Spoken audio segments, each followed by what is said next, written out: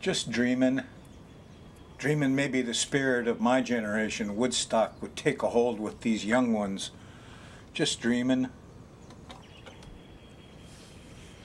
There you are on Mauna Kea. At least 700 Hawaiians on this day. This is the first greeting. There were a bunch of school kids that put leis around the necks of officers. This is a rather amazing thing. Clearly, the spirit of Woodstock is not gone. It's right here, right? Not her face, right on our island. Just Google TMT protest. There's lots of pictures here of wonderful people of all kinds joining in this endeavor. You know, this is a lot of people, and there's a few PhDs that got a grant and a permit from the government are going to do this, and they ran right. You know, reminds me of the super ferry. Yeah, it was the people of Kauai stepped out and stopped the vessel from entering the harbor. Here are the people of our island. I love our island. I love these Hawaiians. Proud of them. Consider myself a reincarnated Hawaiian. Anyway, here's the same spirit. Here's the same thing. The people stand up, stop the craziness of the few power-mad people. Well, it reminds me a little bit of the incinerator problem, too. Yep, construction stopped. I'm sure this is a battle that will go on for a while, though. There were lines of people at different stages as you go up this road. And look at these monsters already up there. At one point, I know that they had large boulders all over the road so they couldn't get up. Here you see them using vehicles. So there was lines of Hawaiians. There's lots of big boulders, vehicles. It's clear that they just weren't going to allow anybody up there, and it worked. And I'm sure this is going to continue. And they're not going to build that thing. It's just like the stupid ferry. Yep. And, of course, the battle over the Hilo incinerator, where the people of this island stood up and said, no. I think it's great. Wonderful aquarium stuff. Proud to live here. Proud to be a Hawaiian. Not by blood, of course. By blood, I'm a Norwegian. This is show 970. And we got full moon July 2nd at 10 Capricorn. Make you more conscious of guns and police. It's about 4 degrees from Pluto. The biggie is a new moon July 16th at 23 Cancer that squares Uranus. And we have Uranus stationing July 26th. Shakings, twirlings, possible quakes, yeah. And it stations, it's real active around that time. And what's kind of scary is Saturn stations, you know, just a week later. And when Saturn stations, it's scary and you get restricted. And the worst that the Grim Reaper here does is kills by crushing. So when you see this guy who kills by crushing, and there you are with earthquakes, we're going to have to do a little work on that. Here's the way it looks. I got a chart for you. You still got your enlightenment trine here. Here's Jupiter and Venus together in the sky. They're real bright and they're setting.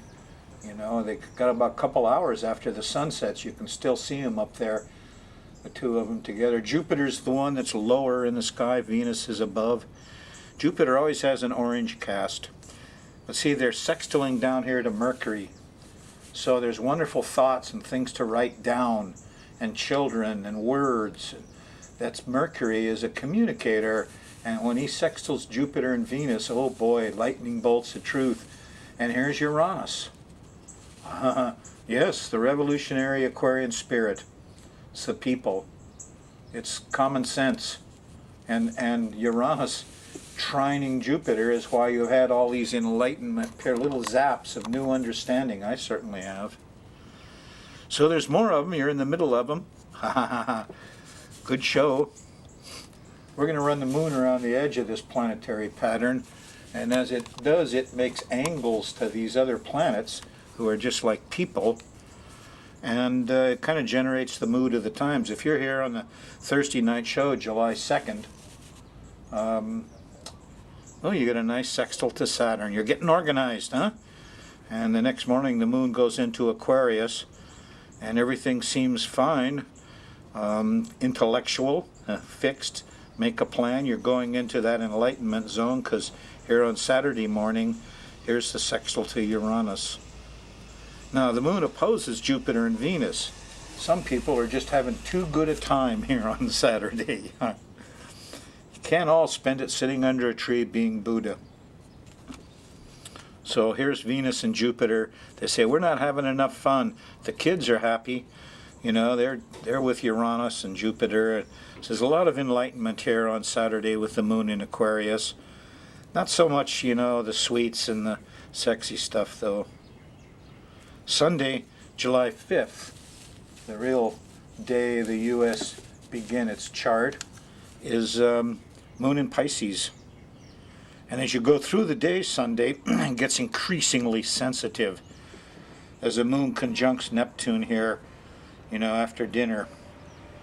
And we're all thinking a little like Jesus, like the artist, like the priest. Music, art. This is a time for religion. You got nothing else to do, sit under a tree and read what Jesus said. When he says heavens, put sky in. That's the real translation. Anyway, this is a wonderful time here of Neptune, the higher heart. That's what it is. It can be a little confusing. Yeah, watch a little bit. But Monday morning, boy, there's a sextile to Pluto. Everybody's happy with that. Yeah. Now, you know that Neptune's been acting up in the last month because the full moon squared, you know, the old priest, doctor, artist, musician. So when the moon goes by there, you might expect some lunacy like before, but no, because on July 2nd, you had a full moon at 10, Capricorn, right over here, sextiled Neptune. So Neptune is now spruced up, ready to go. The new moon here was near Pluto, discovery, new music, new higher heart, new understanding of things. So this is really going to be the music, art, religion, color kind of stuff for a month. Neptune's going to be, you know, everybody's going to like Neptune, whereas the last month they didn't. Okay, Monday you got nice trine to the Sun and sextile to Pluto, and you got a plan, and you're getting the job all set up, and it feels pretty good. Little communication problem Monday night, the 6th. But here's Tuesday. The moon goes into Aries, and it starts by getting organized in the morning with a trine to Saturn over there in late Scorpio. Well, you're still in Pisces. As soon as the moon shifts from Pisces into Aries, it gets mean. Here's a square to Mars Tuesday night. Here's a conjunction to the South Node. I need help. Here's Mars ticked off. Everybody's angry. Ask yourself what you're protecting. Doesn't get any better as you go through into Wednesday. Moon still in Aries. Starts early with a panic trip as the moon squares Pluto. Eek a bug. Eek a policeman. Eek a gun. Then a square to the Sun. Here's men getting in trouble. Don't tell me what to do. And finally there's a conjunction to Uranus, which happens about dinner time, and everybody feels zappy and alone and different and weird. And then it all changes. Fickle planets. Because here is the trine to Jupiter. After you hit Uranus, there's a consciousness change required here. You have to realize all these irritations and stuff was your old conditioning. If you drop your old conditioning and all the crap you learned in school, just be a brother and a sister to everybody, bang, you're in the Aquarian age, and you're going to laugh because you're going to trine to Jupiter and to Venus, and there's some bliss and there's some laughter and there's some goodies here Wednesday night. You make that change of consciousness. It continues into Thursday with the moon going into Taurus, and on the 9th Mercury's happy, nice communication, the kids are there. Here's a sweet sextile to Neptune. It's actually 2 o'clock in the morning, Friday morning, the 10th. So when you know, maybe you stay up late Thursday and you get up early Friday, The birds are beautiful, the colors are up. The higher heart is there waiting for development. And development comes along too. Breakfast up to lunch. Here's the trine to Pluto, discovery. Pretty nice time, moon in Taurus. Friday night, the 10th, late, this is midnight. There's a nasty old square to Jupiter. We're trying to do too much. The result is probably Saturday morning, here's a square to Venus. Can't get no rest. There's no sex. There's no sweets. We overdid it. I ate too much and I couldn't sleep. That's one of my biggest sins. Whew. And here's Saturn. And here's the opposition to Saturn. I'm just not going. I'm not going out. You got dragged down in the middle of Saturday, the 11th, because of all the stuff you did Friday night and Saturday morning. Gluttony triumphed. Sunday, the moon's in Gemini, and there's a square to Neptune in the morning.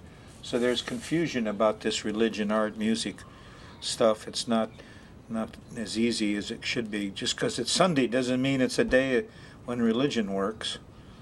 No. Anyway, those are the ups and downs of it. Here's your new moon up ahead. 12th, 13th, 14th. At the 15th, you had a new moon at 23 Cancer. And I'm going to talk more about that as we go along here. See, because remember when Neptune stationed? And we looked it up to see where he was going to act up, and found Neptune at the top of the chart in Hawaii, and Neptune at the opposition to the rising, in New York. Remember that? Here's the astrocartography. Okay, here's the astrocartography for June 2nd. Now, Neptune stopped on the 12th, I think, and stationed. See the Neptune line on the midheaven. The top of the chart runs right down there, just offshore from Hilo. Clearly impacts the Hawaii chart. Neptune at the very top of the chart. And you look over here, here's another Neptune line, and that one runs up here. This is Neptune on the descendant. The 7th house cusp, see, it runs up through north, and that right up there was the other place where Neptune's on the 7th. That's a person. That's a Neptune person. I thought it'd probably be somebody running around with white powder or something like that, but it turned out to be 2 escapees, huh?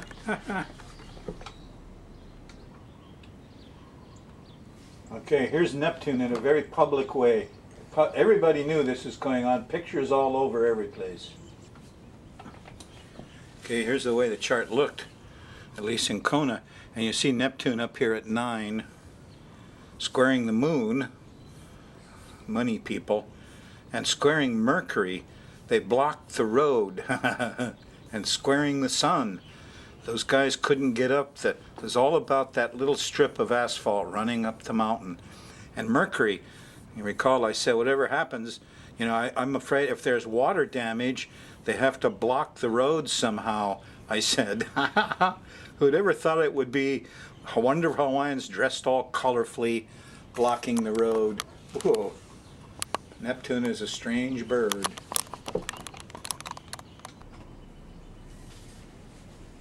Now these two are the Neptune, 2 fish, huh? Okay, here's the same chart. Neptune is opposing you as a Neptune, 2 fish out there, hard to find them, huh? And again, Neptune squares Mercury, and they can't go out. And every time they go drive, there's police stopping them, looking through their trunks. It's hard. They don't want the kids to go out. Squares the moon down here. They're worried about their homes, Yes, and their friends. And Neptune has thrown them in a tizzy too, all over that upstate New York area. Squaring Mercury. 2 different kinds of results entirely, huh?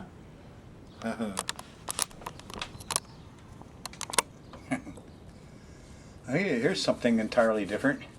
A client sent me this neat hand-drawn. These are dirigibles, not blimps. Look at the size of the cabins under them. Because I remarked that, the U.S. had made a big mistake because hydrogen, because one dirigible went down, it didn't kill that many. All the flames went up. They said hydrogen's not safe. They had to do helium. Helium costs a lot of money. You can't make it easily. The U.S. government has huge stockpiles of helium to put up in barrage balloons since World War II. Anyway, the EPA is going after the airlines, and I hope they do. That's bugged me ever since I got my environmental degree. And then I found out the other day, Boeing put on a commercial and said, you know what the product that we export the most is? Jet aircraft from Boeing. That's our biggest export, folks, from the U.S. to the world. So look, these are gas guzzlers and polluters. You fill up a dirigible with hydrogen. Furthermore, this guy said, John, here's the Zeppelins of Germany, patented in 1895. Wonderful flights, many wonderful flights before World War I. Over 1,500 flights from 1895 to 1914. No accidents, Civil transport, really cheap. They buzz along at 70, 80 miles an hour. They actually used them a bit to bomb London during the war, always at night. Anyway, we need more of these folks in the Aquarian age. There's no sense running around at 600, 700 miles an hour and burning all that up and adding to global warming when you can do this and have a more genteel ride.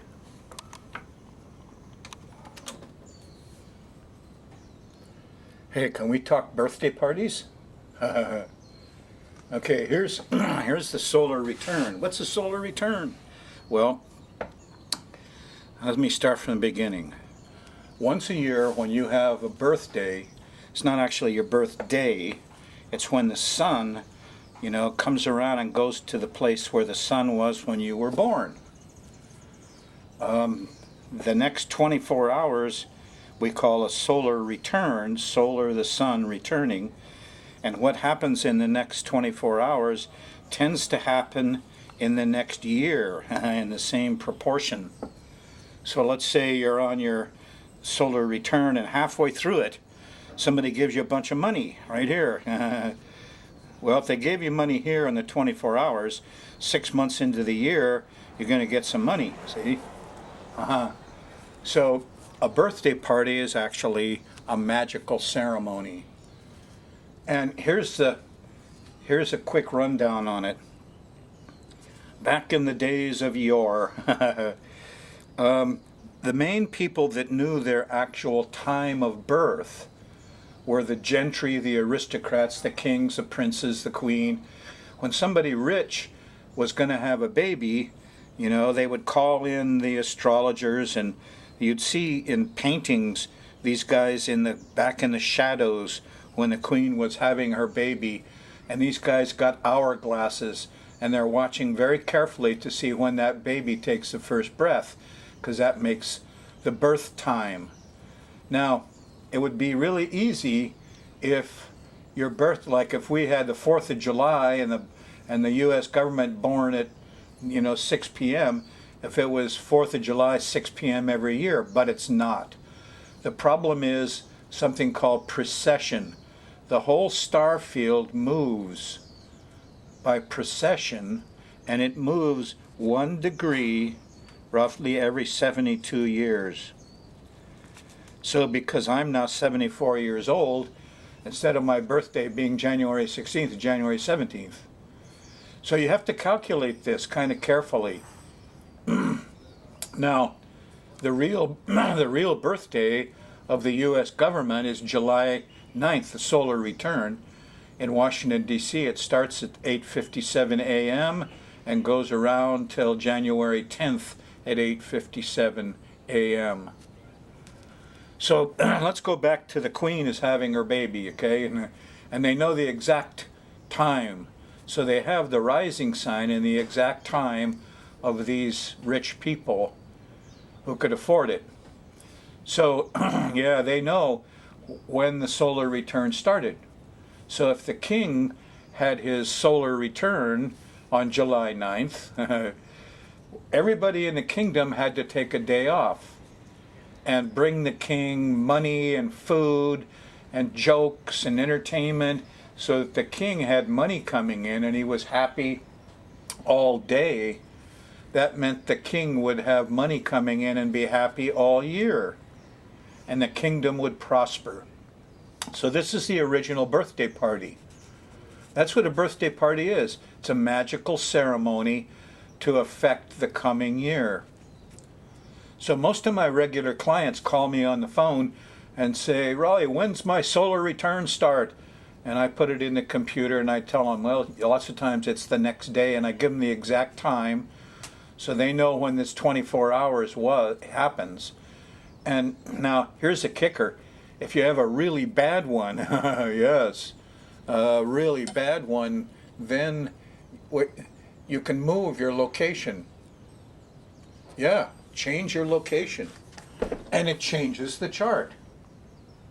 The classic was when my son Michael had a solar return on Kauai, and he's born September 12th, and it was terrible.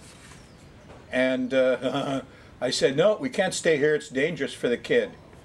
So I couldn't go very far, didn't have much money. So we got on a plane and we took little Michael over to Hilo, as far away from the west side of Kauai as we could get. And we had no idea what was coming.